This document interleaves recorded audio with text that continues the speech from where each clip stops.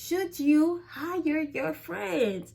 I mean, like, your friends, your homies, your ride or dies. I mean, like, they gotta eat too, right? Hey Google, play What About Your Friends? What about your friends? They stand their ground, will they let you down?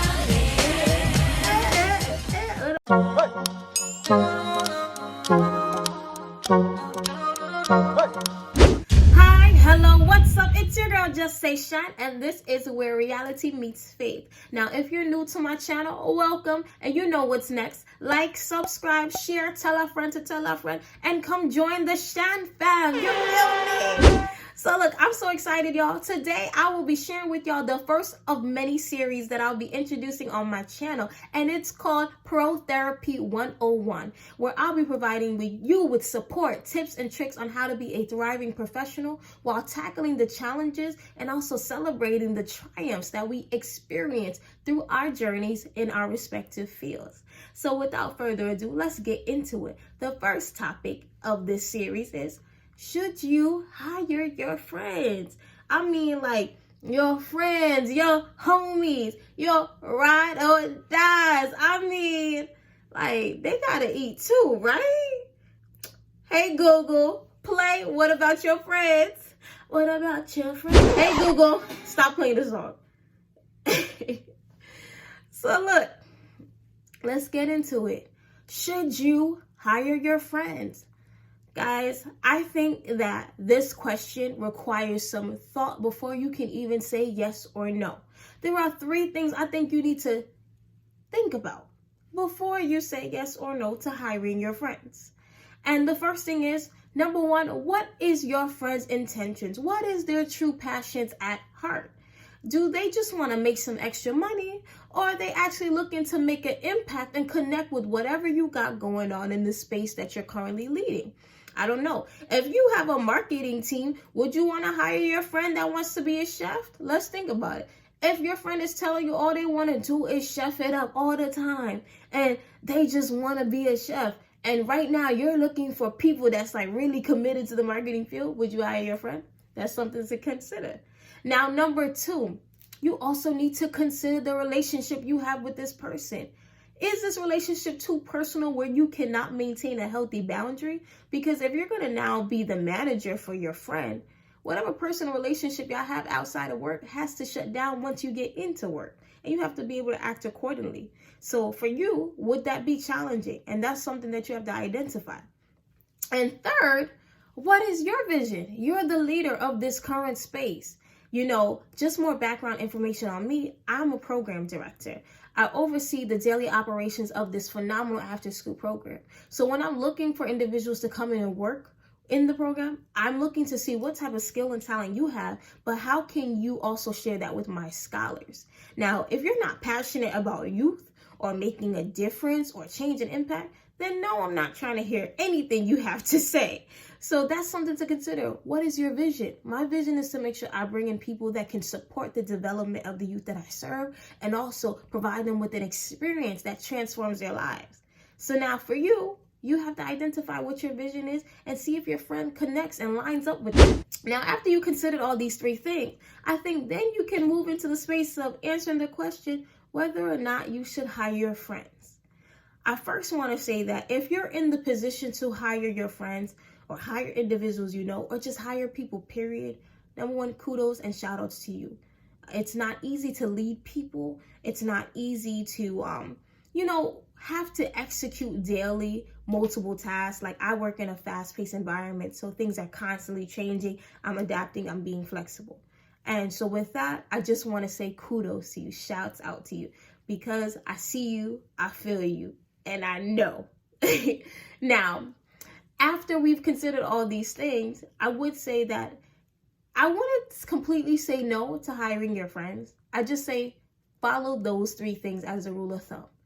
If they don't check off, then the answer is no. If they do check off, then the answer is yes. Give them a chance, because this can be the opportunity for them to grow and to excel further in whatever it is they want to do professionally. Now, This is the moment where I share with you my personal story of hiring my friend, my bro, my ride or die. Y'all, like I said before, I'm looking for individuals with skills and talents that they can share it with scholars. And my friend came in and interviewed well. Like, I mean, they were on their A game, and I was completely proud. And I didn't interview alone. That's another thing. I don't interview my peers alone because I don't want to be biased. So I have someone else there who does not know them interviewing them. And if they are saying yes to the same things I'm saying yes to, then that lets me know I'm on the right path. So you want to make sure that you're not biased. So interviews well. My friend interviewed well. And we said yes. We want to bring him on board. You know what time it is. Let's start this. We got a program to run. You know, a couple months go by, and we start to see that there are some challenges with how my friend is working with the students. But another thing with the program that I run, and even having staff underneath me, we are very big, and I am very big on staff development. So I'm going to support you and coach you through this process. I have my coordinators who work closely with me, who also support me in that process, and they're hands-on. So they serve as the first tier of supervisory roles for my leaders, my program leaders. And essentially, even with that coaching, we still found ourselves in a bit of a jam in the later months. So it was a particular incident that happened where students were throwing something in the class. My friend felt as though the students intentionally threw something to hit him. It did hit him. And students, they play a lot, they do a lot, but they're children at the end of the day. So when that particular item hit him, he reacted.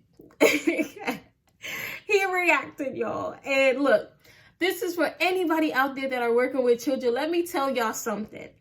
Do not let them kids pull you out of who you are in character. I know sometimes you may be like, do they remember who I am? No, you need to remember who you are. Them kids don't need to remember who you are. You need to remember who you are. And so in that moment, my friend, he forgot. He forgot where he was at and what he was doing. Clearly, that's what I'm going to say. And he picked up something, a very light object. It's still bad, guys. It's bad. And threw it, not to hit the children, but to scare them. The students end up leaving the classroom, going to another classroom, and asking another staff member, hey, can I stay in here because so-and-so freaked out on us? My site coordinator follows up with the incident, writes the report, and sends it to me. And I'm like, what? What just happened? Now, a staff member threw something at children. It didn't hit them, but I have to report this. So I reported to my supervisor, and my supervisor's like, we have to report it to the next tier in our department.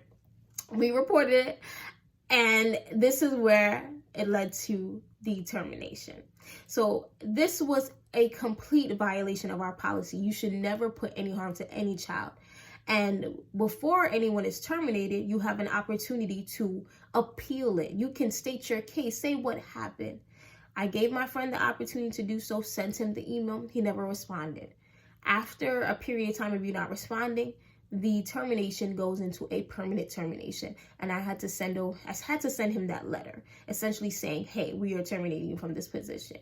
And one key thing, I wish that he would have at least came in to state his perspective, to just appeal it in a sense. Even if you didn't want to work there, I just felt like it was worth the fight. And that's something that to keep in mind when you are bringing people on board. Me and that friend were still cool. I'm not mad about it. But in the grand scheme of things, him not responding let me know that this wasn't of value to him. And when you're bringing people on board, when you're hiring your friends, do they have the same value in the work that you're doing? And if they don't, then no, you shouldn't hire them. But also sometimes you may make the mistake of hiring your friend because in the beginning it looked good and things change over time. And that's still okay because in the process you get to learn and you grow. So all I'm saying is that even though I had to terminate my friend, this gave me a great experience that I've never had. I never had to terminate anybody, but now your girl has. I know what I feel internally, but I'm also comfortable with doing it, especially when people haven't proven themselves for other for the outcome to be different. Does that make sense? Yeah, it does. So I think you should hire your friends if you can give them an opportunity to grow and develop as a professional and possibly work in a field where they can get to where you are and aspire to where you are, then yes. But consider all of those things I mentioned earlier. Consider their values, their intentions, your vision, and also your boundaries. At the bottom of this video in the comment section, please share any topics or ideas that you would like me to cover in this pro therapy series. Peace, blessings, and love, and I'll see you on the next episode.